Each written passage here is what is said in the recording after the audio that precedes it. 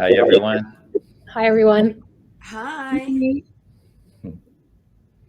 Okay, I see we have Masha, Bob, Eddie, and Amy in the house. Welcome, welcome, welcome.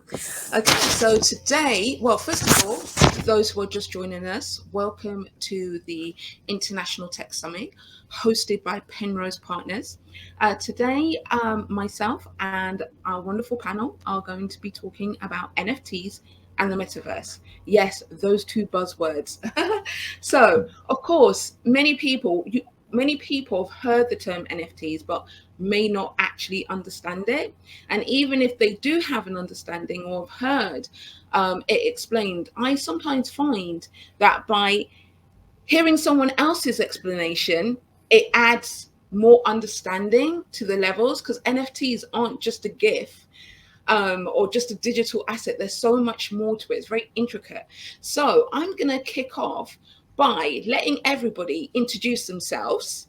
And then I'm going to ask Masha to explain to the audience what exactly is an NFT. So, Bob, will you introduce yourself? And then we'll move from there. Thank you. Can't hear you. You're on mute, Bob. Sorry about that. Thanks, Lavinia. It's great to be here. My name's Bob Kramich. I founded a company called Blockchain Made Easy, or BZ, about 3.5 years ago now, almost 4. And that's what we do. We really make blockchain easy for regular people to use and do things like produce NFTs and trade NFTs and keep track of who owes who what, stuff like that. So that's what we do here. Perfect. Thank you, Bob. Eddie, tell us about you. Hi, everyone. So first of all, I just want to thank Pembroke Partner for the opportunity to be here.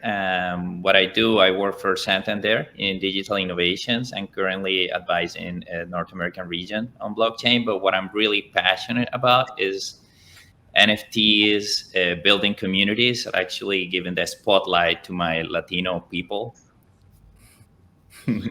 Muy bien.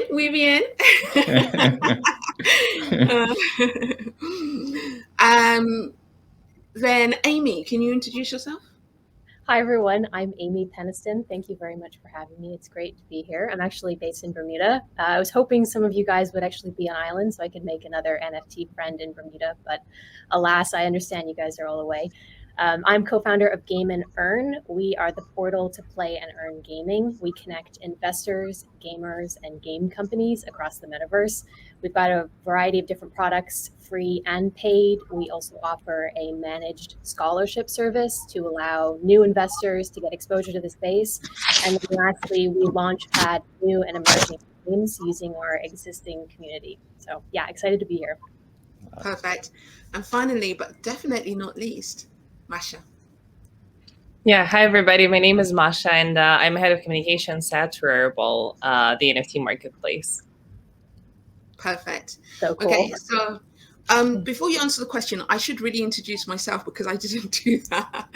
So my name is Lavinia Osbourne, everyone. I am the founder of a platform that is all about educating people about blockchain and helping, particularly when I say people, particularly women. So we're all about diversity and inclusion. And we spotlight the many dynamic women in the blockchain space, such as Amy, such as Masha, to just show that there are many women in this space, and of course representation matters. One of the key things about our community, Women in Blockchain Talks, is that yes, we're women-led, women-focused, but we are open to all genders, because together we are stronger.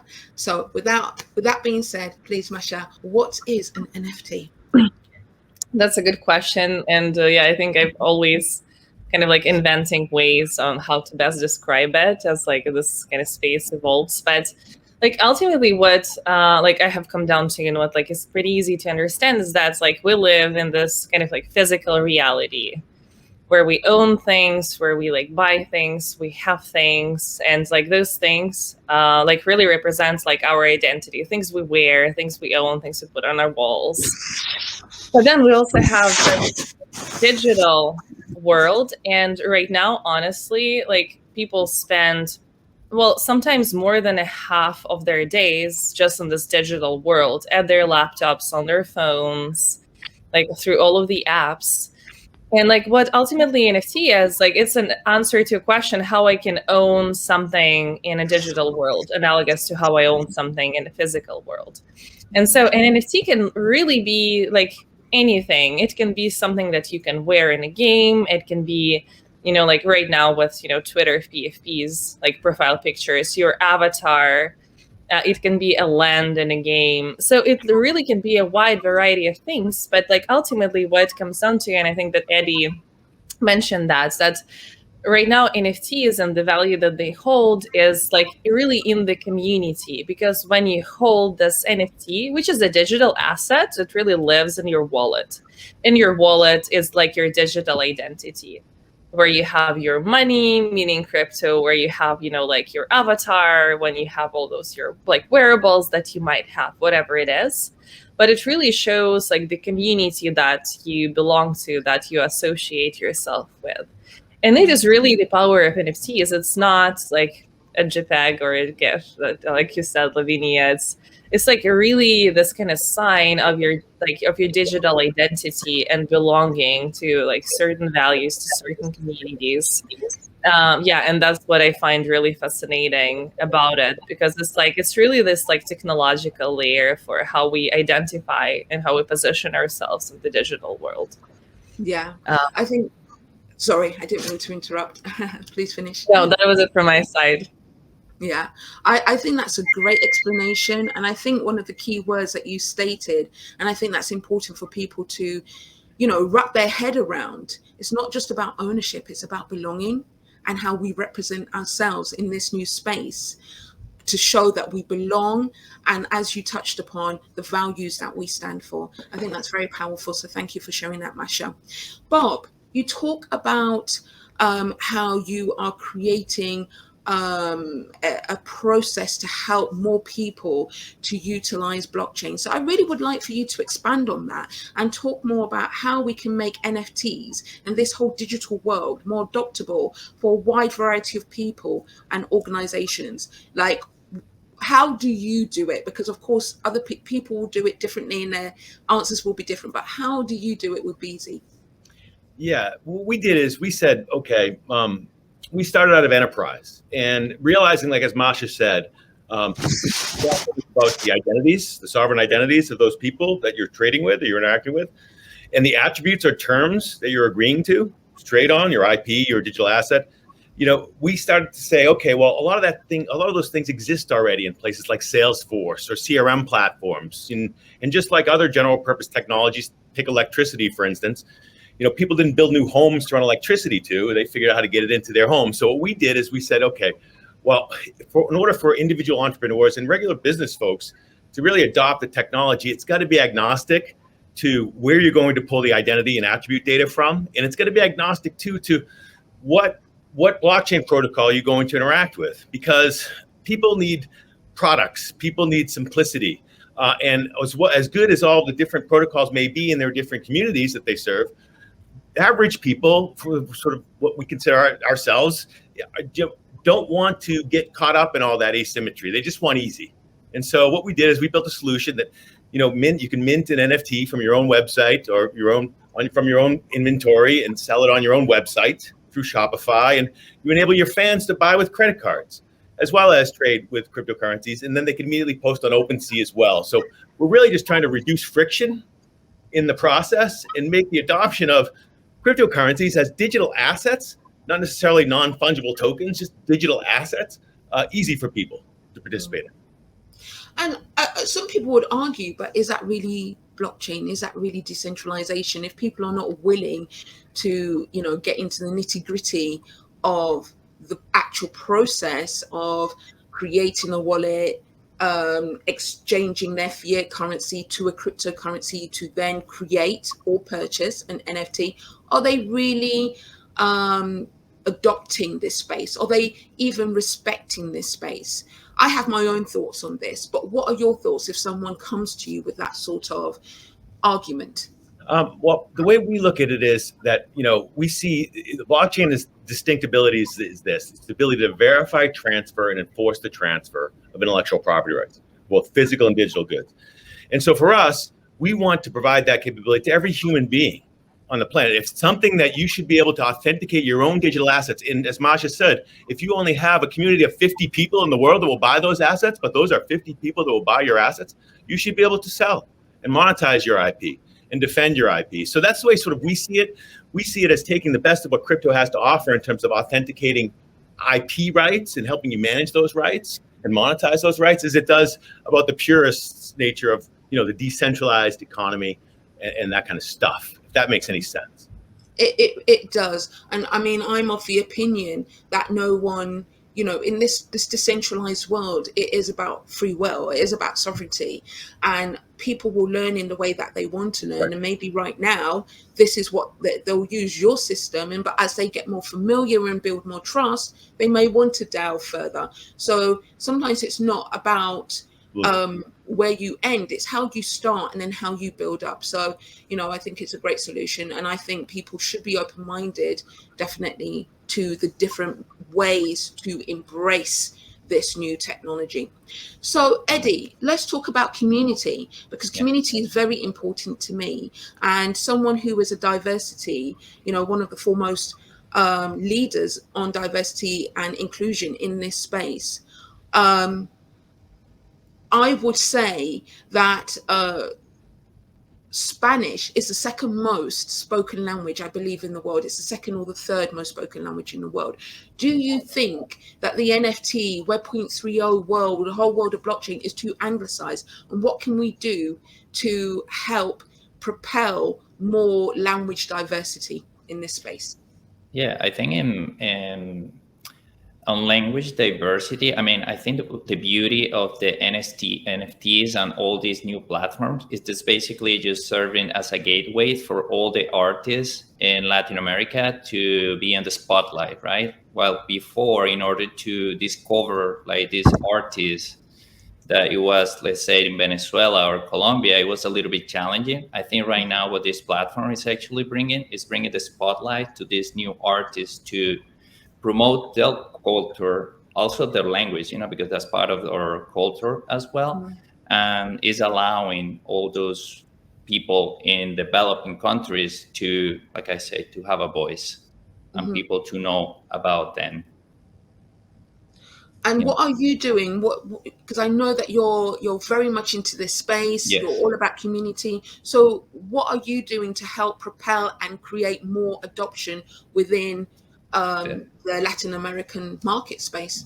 Definitely. So right now, I'm on a quest right now. So my goal by the end of the year is to onboard 100 nonprofits around South America. Right now, I have only 3 because I thought the process, it was going to be a little bit more simpler than it is right now. But what I'm doing is actually I'm setting them up with their ENS domain so they can start receiving cryptos, donations in crypto. And also one of the beauties of that quest is I actually start them like while before the ENS actually dropped the token. So the amount of money that they made for this drop, it was amazing. And the impact, it was unbelievable. So I'm very happy about that. And yes, to me, it's about education. It's about, because unfortunately, not that many people in Latin America have the same infrastructure that we have in developed countries. So they probably don't have access to a bank account. So what I feel is this whole new technology, by teaching them how to be onboarded into, let's say, MetaMask and all those crypto native tools, is actually easier in Latin America than, for example, in the US, because they don't have access to a credit card. They don't have access to many financial tools that we take for granted here in developed countries. So that's one of the things that I'm kind of like teaching them, how to leverage and how to use this tool and how to be self-sovereign. Amazing. I love it. I'm going to come back to you because I want to talk about, I think what you just said touches on maybe some of the fundamental reasons why El Salvador decided to make Bitcoin its, to use it as its main currency, to legalize it as an actual tender for the country. But I really want to jump to Amy, but I'm going to come back to you. So on that point. Hi, Amy. So I love what you are doing in the world of pay to earn gaming. I mean, to me, gaming and NFTs are just like a marriage match made in heaven, in the sense of that we're talking about, as Masha touched upon, digital asset that you own, and then you're talking about how you can utilize it for scholarships and lending. So, you know, a lot of people will be like, how does that work? What does that mean? And it's taking the whole concept of NFT, just the ownership of it, to another level. So can you just expand a bit more on the scholarship and the lending elements of that asset? Because of course, when you own an asset, you can use it as collateral, right? So if you can expand on that, that would be great.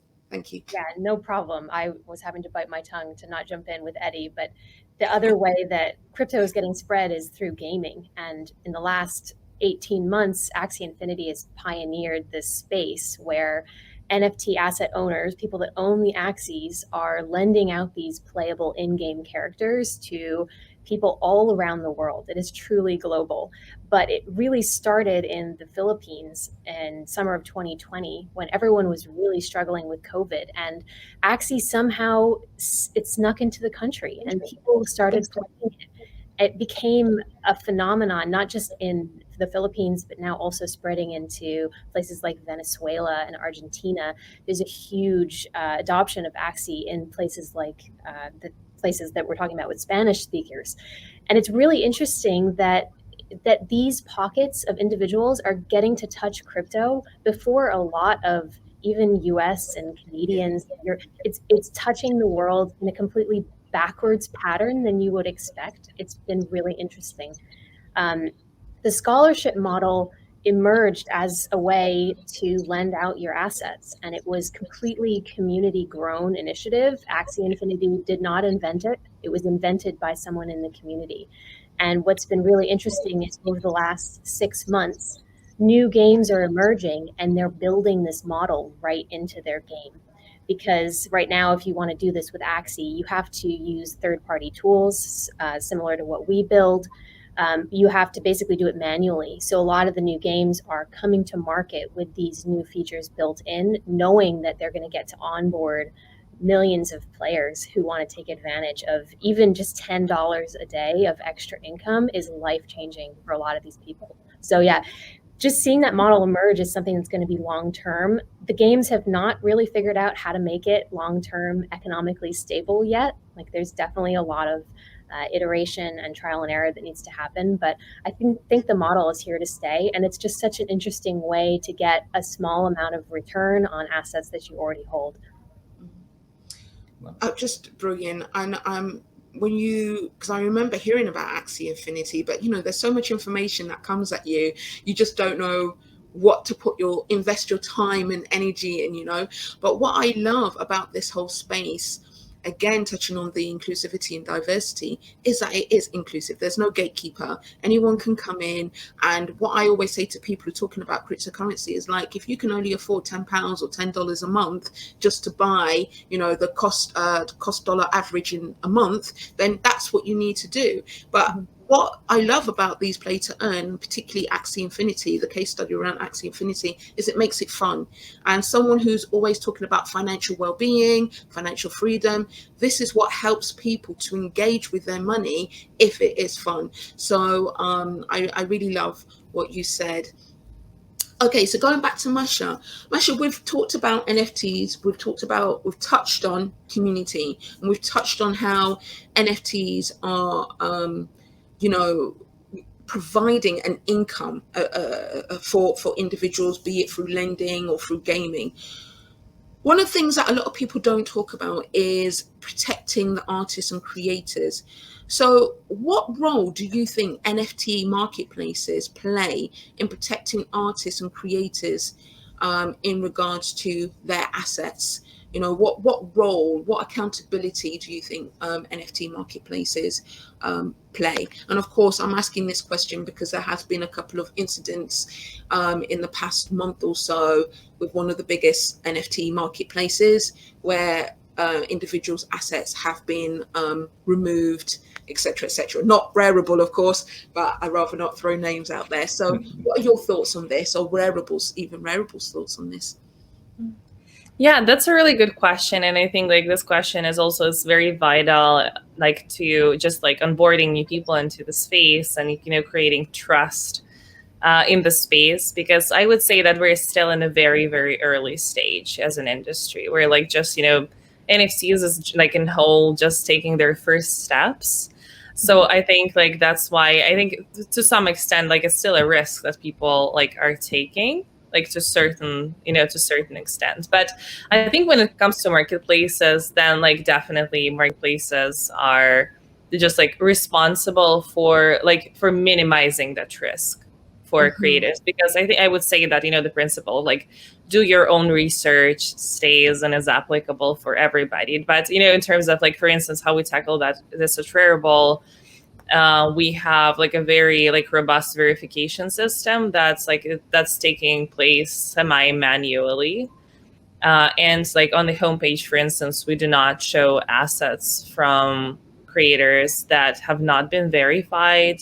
And if you're like in there and trying to make a purchase of an NFT that is not verified, which you might want to do just because if it's not verified, it doesn't mean that it's not legit. Absolutely. But like it's just still the system will warn you that you might want to like double check or look at it once again to make sure that. So it's kind of like also teaching users to be responsible in terms of like just like when they come in, when they buy something, but at the same time like putting up more and more just like ways and tools to help community navigate the space. Because like I think I think of marketplaces as, you know, where people, you know, like come together to trade. So, and you know, being like all the transactions happen peer to peer. So that's an important component of that. But I think it's very, very important that marketplaces put more features and more tools to create trust, essentially. Definitely. I think it's still a nascent technology, right? Blockchain, NFTs were still at the beginning. So here's a question for you, Bob. What do you think people need to be mostly aware of when coming into this space? What are the things, just touching on what Masha talked about in regards to, yes, you've got to do your own research, but what are the key things that you think people need to think about when coming into space, be it using your process, your system, your platform, but just in this space full stop, because it is a bit of a wild west at the moment. Yeah, I guess, you know, one thing is it's not a get rich quick thing.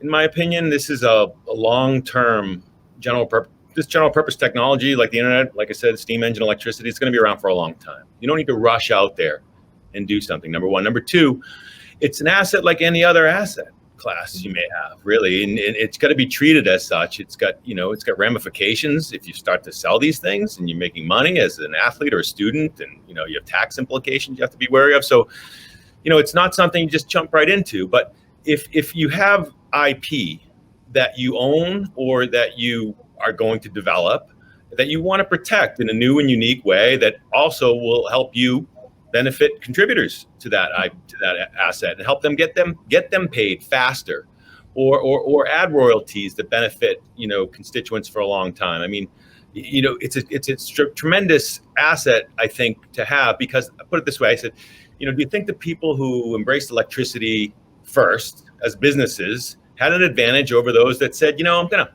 wait on that because might burn my place down or something, right? But at the end of the day, I would argue that those that embraced it and figured out how to make it work for them probably had a competitive advantage. And so that's how we kind of see it. But it's definitely an intellectual property play, in our opinion. The NFTs are terrific. But to us, it's really about how you manage all your intellectual property. And so again, just social consensus, what you agree to on a piece of paper, okay? We create software that takes those terms and manages and verifies compliance with those terms on a network. So social consensus drives the network consensus. And so you always want to be improving your ability to create smarter contracts and verify your IP on a network. That's sort of the end game here, I think, over time. Yeah. I think for some people, that's just going, I mean, I understand it because I'm in this space, but for some people, that concept of what you just said, it's like, I just want to create an NFT. I just want to sell an NFT. Trade them and buy them on a credit card. Trade them all you want. Get into the game, and you'll learn as you go. Really, that's really the key. That's very true. That's very true. Okay, Eddie, coming back to you and my question about El Salvador, making Bitcoin a legal tender.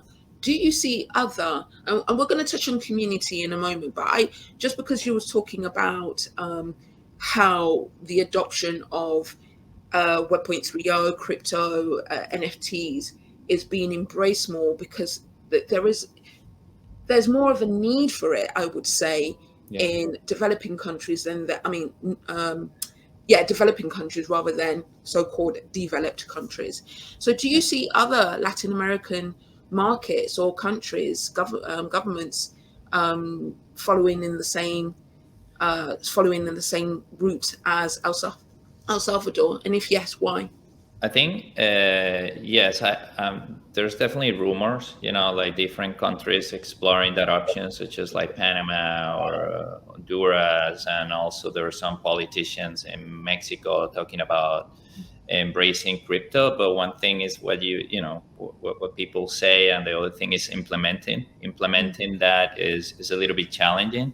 So I had the opportunity, and I can speak about El Salvador. I had the opportunity to join the Latin American conference, and I was interviewing people in El Salvador, and it was beautiful. It's only 20% of the people in El Salvador has a bank account, whether 52 has already some exposure has a Bitcoin wallet, essentially, or a cryptocurrency wallet. So there's definitely some financial inclusion by bringing this new technology, which is to me is way simpler to use than sometimes to open a bank account in those countries, and it's easy to transact. Especially most of the Latin American countries, they rely on remittances, so this actually make it way easier and seamless. So that's why I'm a big proponent of getting your ENS. ENS, it was the first NFT that was ever created in the Ethereum blockchain. So you just get your name, your ENS, so you can start transacting, P2P or any way you want. So yes, I don't know if I answer your question. There's definitely some rumors, countries getting into it, but I haven't. Of course. Well, thank you for answering that. We'll come back to you. So, Amy, I wanted to talk about community, because community is huge in this space, as Masha, Bob, and Eddie have both touched upon. Do you think a community building on the metaverse is different from community building, say, on social media for a project around an NFT, so to speak? Yeah, I can definitely speak about Web 2 versus Web 3 building. I've been building on the internet for 12 years now. I've been dabbling in websites and now more on the Web 3 side of things. The biggest difference that I see is the communication and contact you have with your users and your stakeholders, and how immediate that is in Web 3.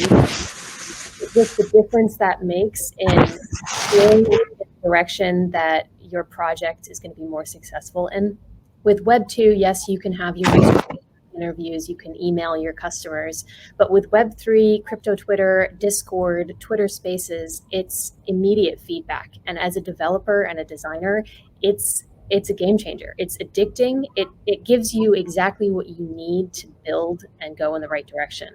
And there's just this very instantaneous feedback loop that I'm seeing. It's not only powerful and necessary for you to use it, it's expected that builders in this space are reaching out to the people that they're building for, and constant communication.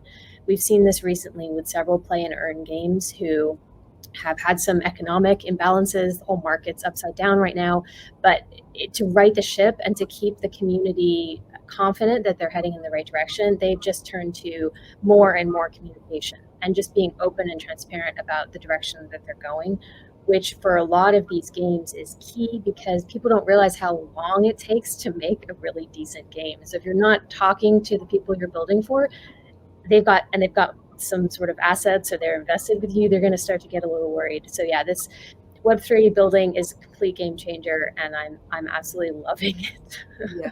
Yeah.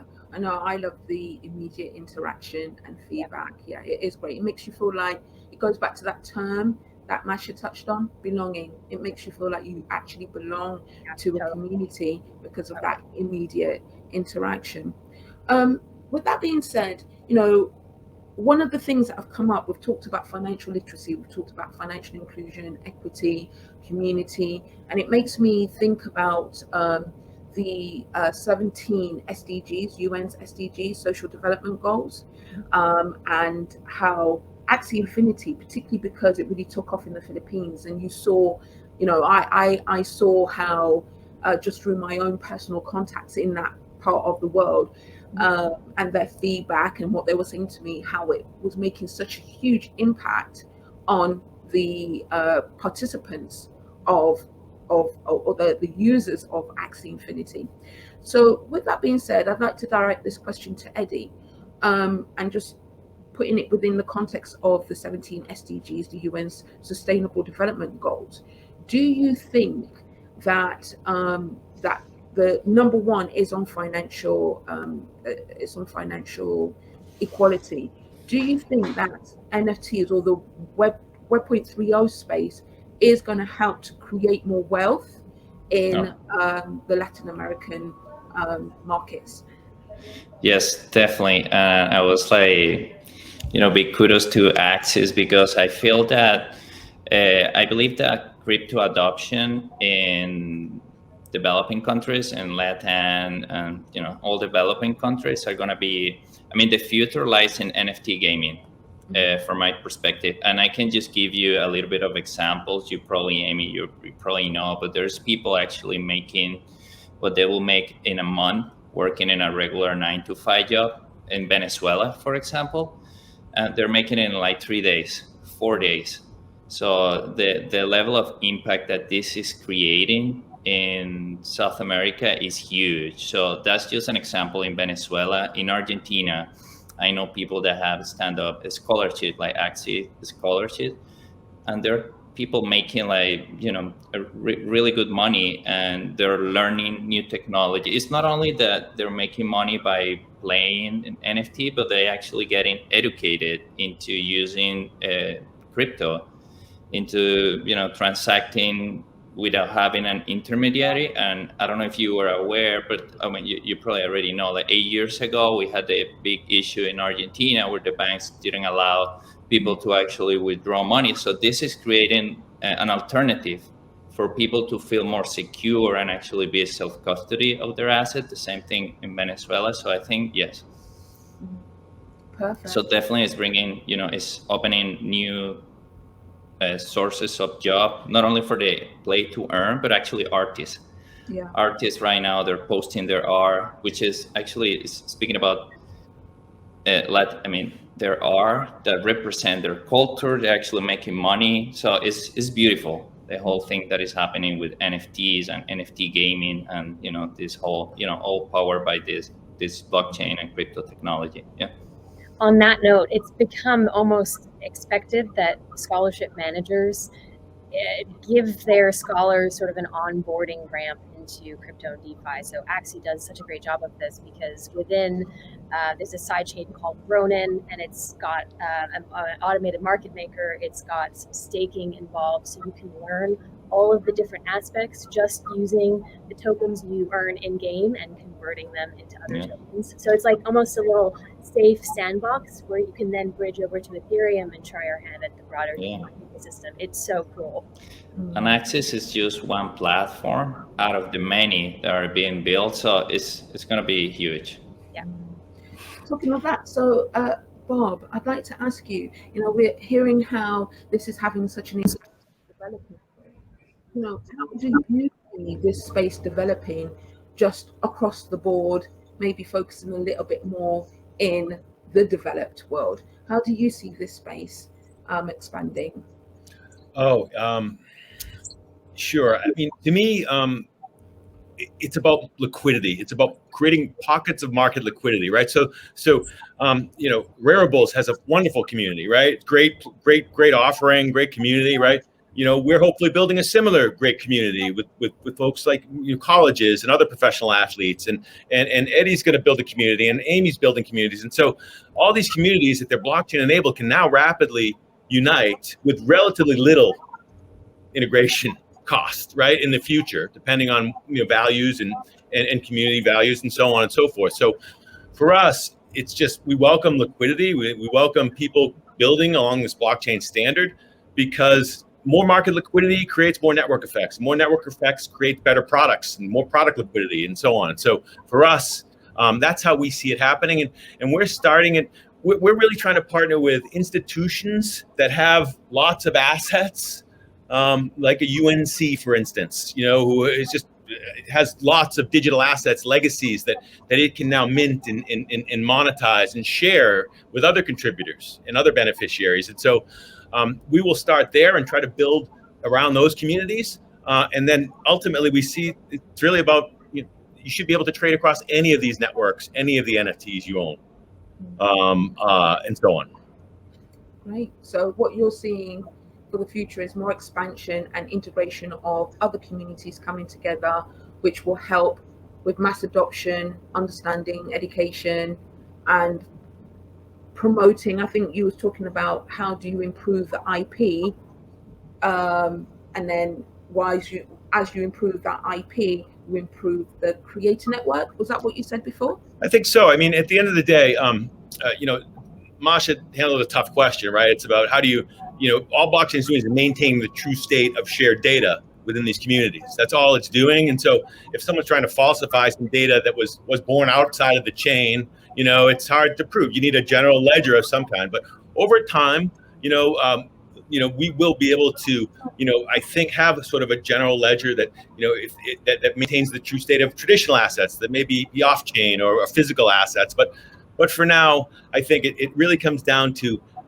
who are you trading with? What are the sovereign digital identities, the partners you're partnering with, and what are the agreements you're making with each other? You really need to include a contract inside of your NFT, and we really suggest that as a best practice, no matter where you create your NFTs, right? Something that spells out the utility that you're offering to whoever's buying these things, the longevity of it, the rights that they're going to have with it. And if you work with people that have real IP and real assets, that obviously should take care of itself pretty easily. Okay. Masha, so Wearable is one of the market leaders in this space, in the NFT space. What is, not even the vision, but what are you seeing as maybe interesting concepts that are coming through to the marketplace in the next coming month, this year?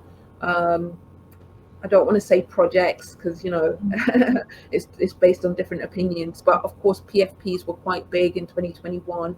So what sort of projects outside of gaming do you think may blow up in 2022, and what sort of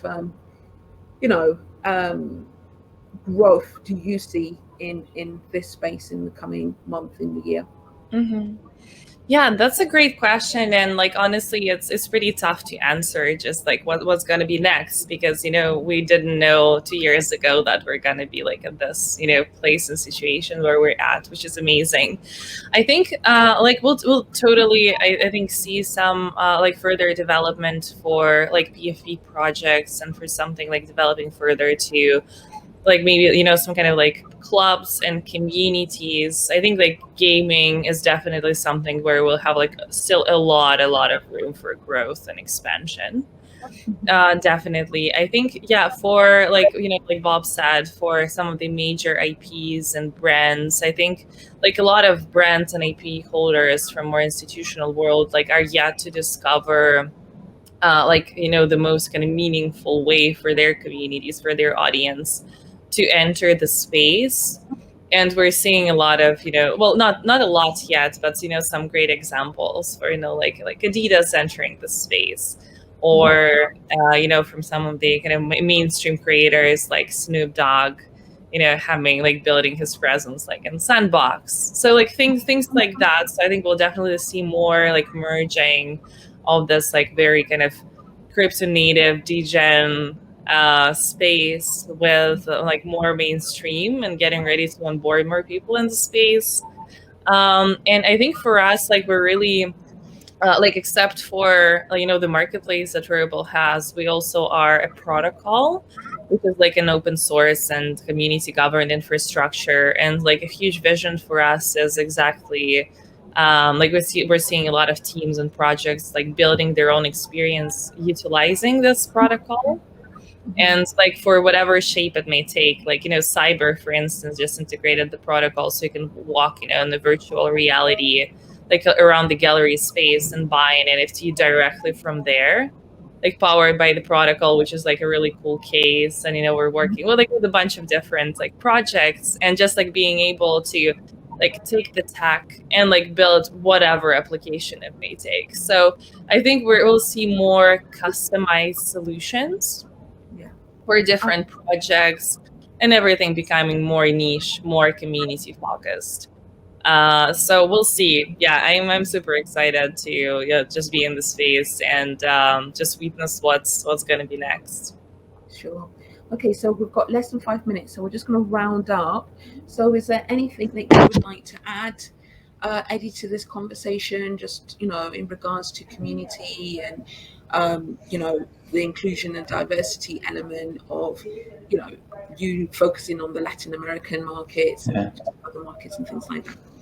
Yeah, I think we should be, encourage everyone just to try. You don't need a lot of money to enter into the space. There's a lot of projects that they're like free minting, just experiment, put out your work out there, minted using Polygon in OpenSea, Rarible, or any other platform. You'd get exposure. And yes, and be, always be in Twitter. I think people here in the NFT community were very open and very helpful. We're always welcoming new people into the space, so don't be afraid to ask, even Spanish, broken English, whatever you want. We're here to help you, and yeah, encourage everyone. Brilliant. Amy? Well, I'm really excited to build products that span across different play and earn games. Right now, all of the games are very siloed. The onboarding is also horrendous for all of them, but I'm very positive that this year we're going to see better onboarding, maybe not even crypto at first. Crypto comes later, and to build products that help asset owners manage their NFTs across multiple games and across multiple scholarships. I'm really excited about that. Perfect. And Bob? Second. Okay. I would just say that there's a tremendous entrepreneurial opportunity here for every human being, really, to capitalize on this technology. If you don't want to do it by yourself, it's a tremendous opportunity to network with 5 or 10 of your closest friends that you trust and do something together and do it with trust. So, that's what I see. It's really, whether you're going to pick up and do an NFT yourself, or whether you're a shy person and you don't do that, but you want to contribute in other ways, you can benefit from the technology. You should really check it out. Perfect. And I think that really rounds it up. NFT, the metaverse, it's all new and it's here for anyone to get involved in. And if you have questions, ask. If you don't ask, then you don't get. And this is the reasons why we put these panels together. You can find all of us on social media, or of course through Penrose Partners. And so thanks again to Penrose Partners for putting on this event and having us on to do this panel. Thank you so much. Thank you very much. Thank you, everybody. Thank you, everybody.